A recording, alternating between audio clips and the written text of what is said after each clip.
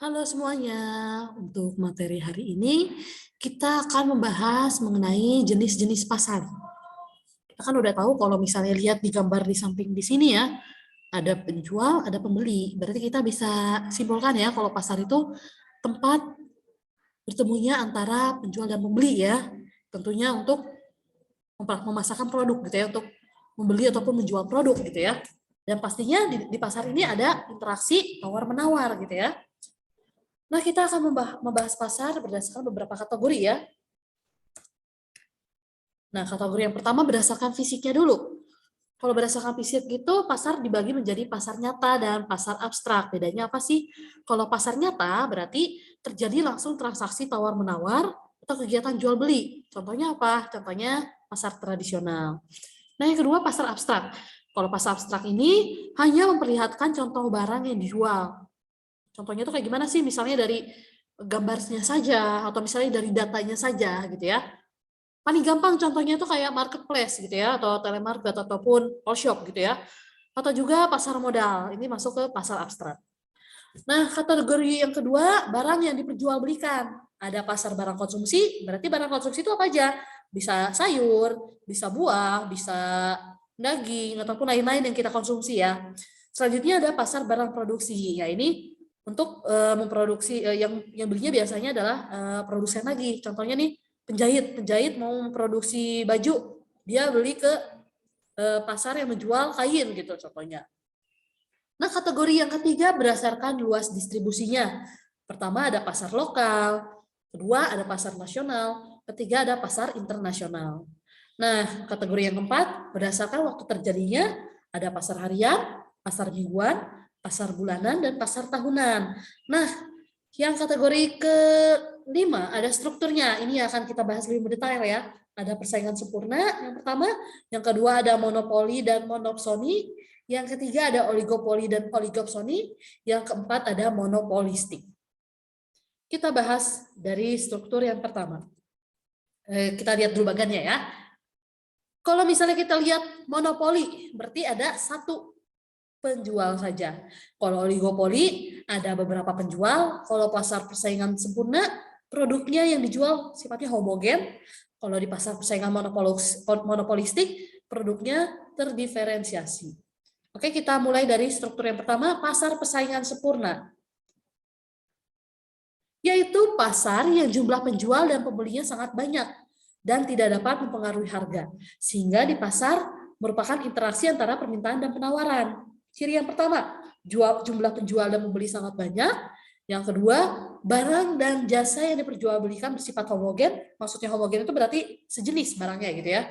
Contohnya kita lihat di gambar, yang jual beras, yang lain juga jual beras, dan produknya itu antara si pedagang A dan pedagang B itu susah dikenali karena homogen ya, sejenis, sama gitu.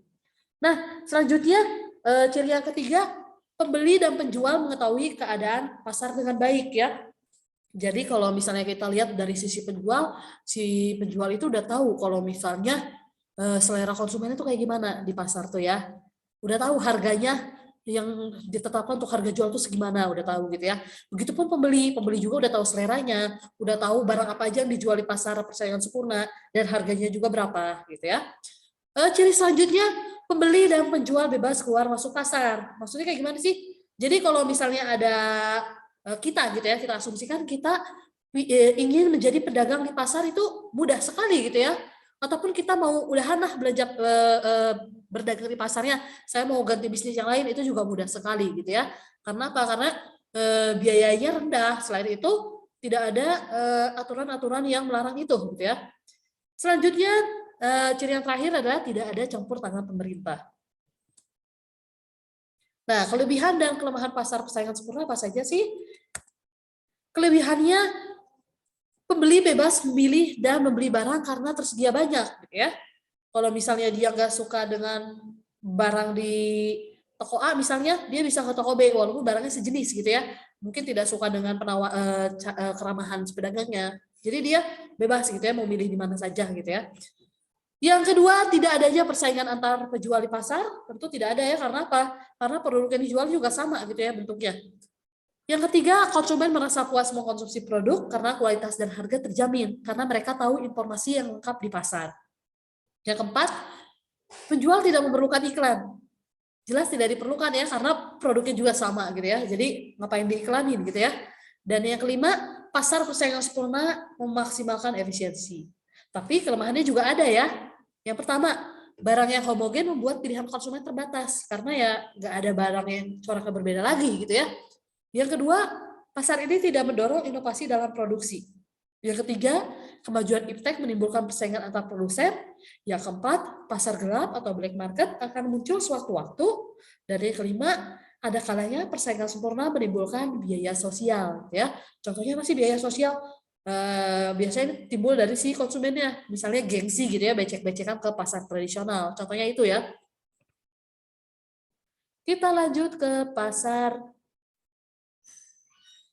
berikutnya ya. Tadi kan pasar persaingan sempurna, kalau berikut pasar persaingan tidak sempurna, yaitu bentuk pasar yang jumlah penjual dan pembelinya tidak seimbang gitu ya. Kan kalau di persaingan sempurna penjual banyak, pembeli banyak.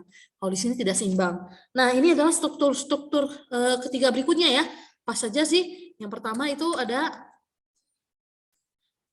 pasar monopoli, yang kedua ada pasar oligopoli, yang ketiga ada pasar monopolistik.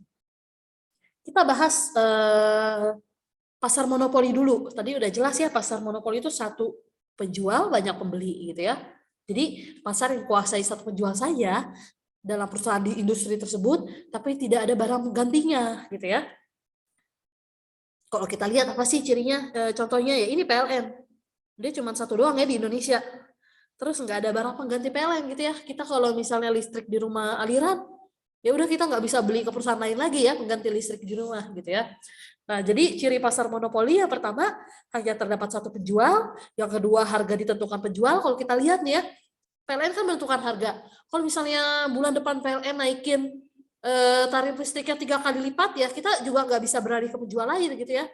Karena cuma dia yang ada gitu ya, makanya dia memonopoli harga juga gitu ya. Yang ketiga, perusahaan lain akan sulit memasuki pasar ini. Coba kalian pikirkan kalau misalnya kalian ingin menciptakan PLN lagi gitu ya, saingan si PLN yang ada di Indonesia. Tentu akan sulit ya, karena apa? Ya birokrasinya susah, terus biayanya juga besar. Nah, selanjutnya cirinya konsumen tidak bisa beralih ke penjual lain walaupun merasa dirugikan karena tidak ada pesaing tadi ya.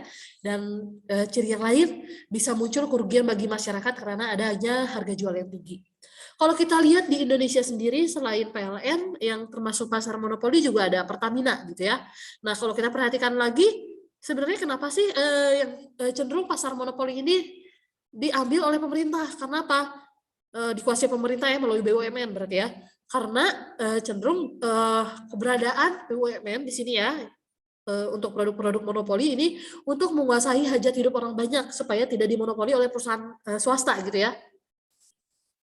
Kita lanjut ke kelebihan dan kelemahan dari pasar monopoli.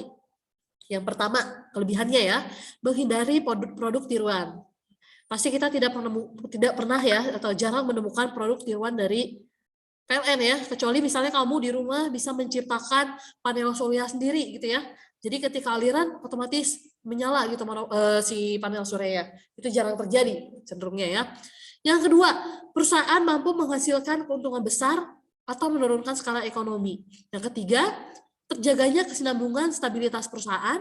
Yang keempat, produk yang dihasilkan mampu mencukupi kebutuhan masyarakat luas. Yang kelima, terdorongnya penggunaan mesin-mesin dengan teknologi tinggi. Yang keenam, mendorong peningkatan kinerja departemen tinggi. Yang ketujuh, produk yang dihasilkan unggul dalam kualitas dan kuantitas. Dan yang terakhir, kelangsungan hidup perusahaan terjamin karena dimodali negara ya. Nah, kelemahan pasar monopoli itu apa aja sih? Ada 3 ya. Yang pertama, masyarakat tidak memiliki pilihan dalam pembelian barang. Yang kedua, distribusi pendapatan tidak merata.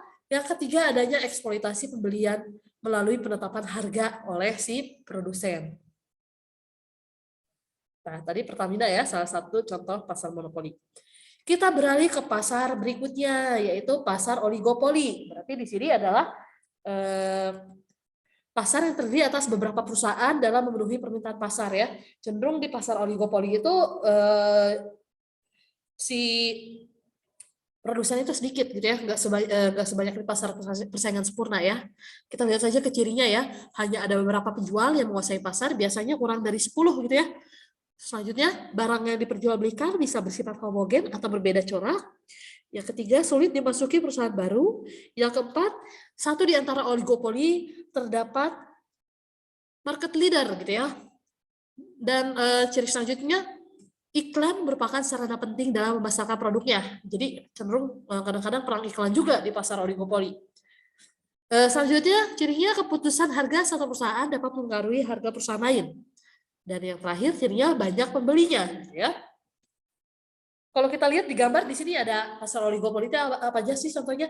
Contohnya ada pasar sepeda motor gitu ya, pasar yang produsen semen gitu ya, produsen bola, soft drink dan lain-lain ya. Kalau kita perhatikan ya, misalnya di Honda dan Yamaha gitu ya di sepeda motor. Misalnya Honda mengeluarkan produk motor murah, misalnya Honda Beat gitu ya. Cenderung nanti pesaingnya akan ngikutin gitu ya, misalnya ada Yamaha Mio gitu ya. Bahkan di teknologi pun kadang-kadang kalau misalnya perusahaan lain sudah memulai inovasi, pasti perusahaan lain juga akan mengikuti gitu ya. Kelebihan pasar oligopoli apa saja sih? Yang pertama, dapat memenuhi kebutuhan masyarakat luas karena barang-barang yang diproduksi berbeda corak. Yang kedua, produsen dapat menciptakan teknologi baru. Yang ketiga, memotivasi perusahaan untuk menurunkan biaya produksi dalam rangka menjalankan produksi yang efisien. Dan yang keempat, menciptakan efektivitas penggunaan dana agar mampu melakukan pengembangan dalam rangka inovasi produk. Kelemahan pasar oligopoli, yang pertama, terjadinya persaingan harga yang ketat antar perusahaan. Yang kedua, berpeluang untuk mengeksploitasi konsumen dan tenaga kerja. Yang ketiga, persaingan harga dapat memicu kenaikan harga secara terus-menerus. Jadi kalau misalnya harganya naik, permintaannya banyak gitu ya, otomatis harganya akan naik gitu ya, harga si barang tersebut. Jadinya inflasi ujung-ujungnya ya. Dan yang terakhir, sulit memasuki pasar karena butuh modal yang besar gitu ya.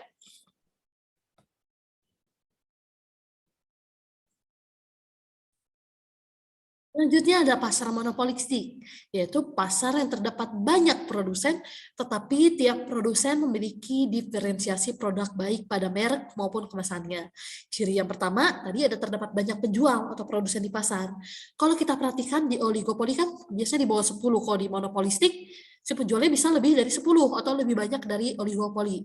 Jadi jangan sampai ketukar ya antara pasar monopolistik maupun pasar oligopoli gitu ya. Ciri yang kedua, barang yang diperjualbelikan berbeda corak gitu ya. Yang ciri yang ketiga, para penjual memiliki kekuatan monopolis atas produknya sendiri. Ciri selanjutnya, produsen aktif melakukan iklan, tentu iklan juga dibutuhkan untuk memperkenalkan produknya kepada masyarakat atau calon konsumen ya. Yang terakhir, keluar masuk pasar itu relatif mudah dibandingkan pasar oligopoli. Kalau misalnya tadi kan kita mau masuk pasar oligopoli itu bisa, tapi biayanya tinggi gitu ya. Kalau di pasar monopolistik ya butuh biaya tinggi juga, tapi sebenarnya lebih mudah daripada oligopoli. Kenapa? Karena cenderung di pasar oligopoli itu membutuhkan teknologi yang tinggi. Kenapa sih ya? Karena dia itu kan menciptakan semen, menciptakan motor gitu contohnya ya, menciptakan pasar handphone, itu kan termasuk pasar di oligopoli ya. Sedangkan di monopolistik kalau kita lihat di gambar ini, contohnya apa aja sih? Contohnya ada pasta gigi gitu ya, itu termasuk monopolistik. Ada produsen air kemasan gitu ya, itu kan lebih murah sebenarnya ya dibandingkan produksi yang membutuhkan teknologi tinggi banget gitu ya. Oke, ini contoh yang termasuk dalam perusahaan monopolistik juga ya. Nah, kelebihan pasar monopolistik itu apa aja sih? Yang pertama, konsumen bebas memilih barang karena barang yang dijual memiliki berbagai corak.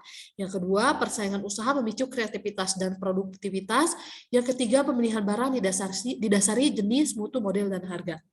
Tapi kelemahan pasar monopolistik adalah yang pertama, persaingan sangat ketat karena pasar didominasi oleh produk tertentu.